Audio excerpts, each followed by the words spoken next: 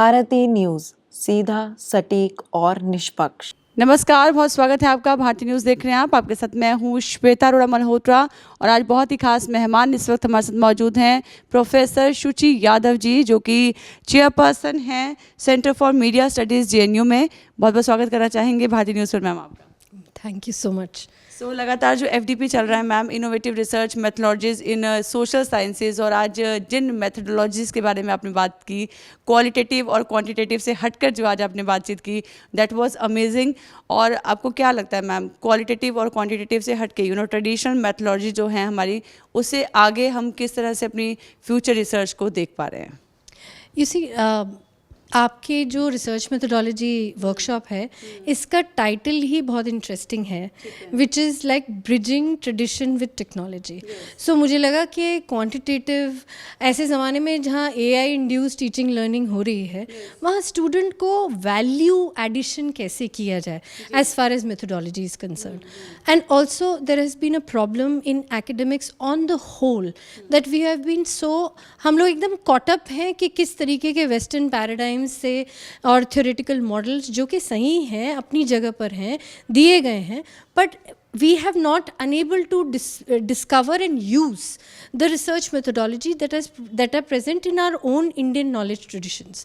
तो I think इसलिए आज मैंने अपनी लेक्चर को और या वर्कशॉप को इस तरीके से स्ट्रक्चर किया था कि जनरली लोग क्वालिटेटिव रिसर्च मेथोडोलॉजी में एक नाट्यशास्त्र को एक हिस्टोरिकल टेक्स्ट लेके बात करते हैं, क्या, या फिर उसके एलिमेंट्स के बारे में बात करते हैं कि रस है उसके सेंटर में, और फिर उसके एलिमेंट्स में डिफरेंट भाव हैं, और कैसे मोक्ष की प्राप्ति, और जिसको कि मोक्ष not in the transcendental sense but in the sense that Anand is the centre of how the users experience should be in whatever media product that you are creating, उसको सेंटर में रखते हुए मुझे लगा जो हम ऑनगोइंग रिसर्च कर रहे हैं अपने स्टूडेंट्स के साथ, वो मैं इनको एक रिसर्च पेपर फॉर्म में अगर शेयर करूँगी तो ये एक एप्लीकेशन उसका समझ पाएंगे कि इंटरडिसिप्लिनरी रिसर्च और मीडिया रिसर्च किस तरीके से आप एंशिएंट टेक्स्ट को यूज़ करते हुए कर सकते हैं। और ज़रूरी है इन लोग के लिए समझना कि 19th और 20th सेंचुरी वेस्टर्न फिलोसफर्स को तो हम जानते ही हैं,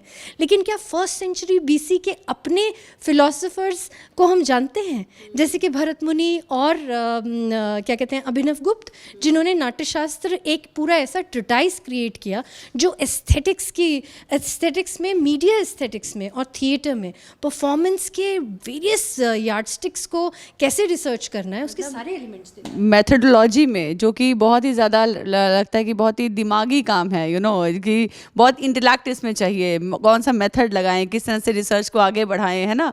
तो ये चीज़ है, इसमें आपने रस, भाव और आनंद को जिस तरह से जोड़ दिया और इस मेथोडोलॉजी को इतना ईजी कर दिया, ऐसा आप हर बार करती हैं? कोशिश तो देखिए, एकेडमिक्स में एक धारणा बन गई है कि अगर एक कॉम्प्लेक्स तरीके से किसी बात को बोलेंगे, किसी एक ऐसी भाषा में जो अंग्रेज़ी में या हिंदी में क्लिष्ट हो, तो फिर जिसको कोई समझ ना पाए वो बढ़िया, जैसे कि कहते थे कि भाई अगर आप भाषा समझ नहीं पा रहे हैं अंग्रेज़ी में और फ्रेंच में तो बढ़िया ही होगा, जब आप समझ नहीं पाए तो हैरान और वंडर ऐसा वाला एक्सप्रेशन। लेकिन आई थिंक सिंप्लीफाई करके चीज़ों को अपने लोगों को बताना, और हमारे एंशिएंट टेक्स्ट की ये बड़ी खूबी है। बस हमारी ये कमी ये रह गई कि हमारे जैसे एकेडमिशियंस या हमारी जिस तरह से शिक्षा हुई है उसमें संस्कृत और अपनी भाषाओं को पीछे रख दिया गया, केवल यूज़ के लिए यूज़ किया गया। अब एज एकेडमिशियन हम लोग का दायित्व है कि उनको सामने लाना, मेन स्ट्रीम करना और लोगों को बताना कि बहुत आसान है और काफ़ी इन डेप्थ हैं, तो इनको इस्तेमाल करिए, नहीं तो फिर एनिमल और कबीर सिंह जैसी ही फिल्में बनाते रह जाएंगे। बिल्कुल सही कहा मैम आपने। और आपने कहा ब्रिजिंग ट्रेडिशन विद टेक्नोलॉजी, तो टेक्नोलॉजी का किस तरह से अब इस्तेमाल हो रहा है और रिसर्च में किस तरह से टेक्नोलॉजी को यूज़ किया जा रहा है।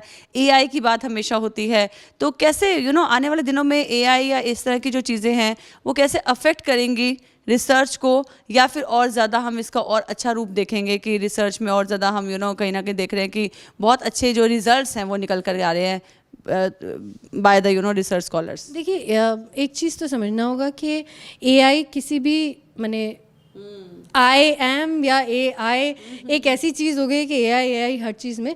So technology is nothing new. Technology तो हमेशा से रही है. जब से ह्यूमन डेवलपमेंट है तब से हिस्टोरिकली हम सबको पता है कि टेक्नोलॉजी रही है. नई नई चीज़ें आई, इनोवेशन हुआ, लेकिन ह्यूमन बीइंग्स टेक्नोलॉजी को एज मीन्स यूज़ करते हैं या उसको एक एंड बना लेते हैं. इससे क्या हम उसके गुलाम हो जाएंगे?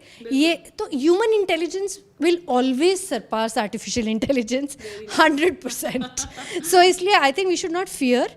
जो समय है, एक बार पहले होता था कि भाई सारा दिन टेलीविजन ही देखता रहता है, अब कहते रहते हैं सारा दिन मोबाइल में ही लगा रहता है.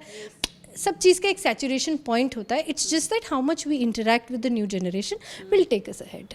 Thank you so much professor Shuchi Yadav. और आपका जो बात करने का स्टाइल, आपका कॉन्वर्सेशन करने का स्टाइल सच में बहुत ही उम्दा है और बहुत ही खास है. तभी सबको जोड़े रखता है. आपके लिसनर्स जो हैं कम से कम बोर नहीं होते. This is for sure. Thank you so much ma'am हमारे साथ जुड़ने के लिए. It was wonderful being here and with a lovely audience. Thank you.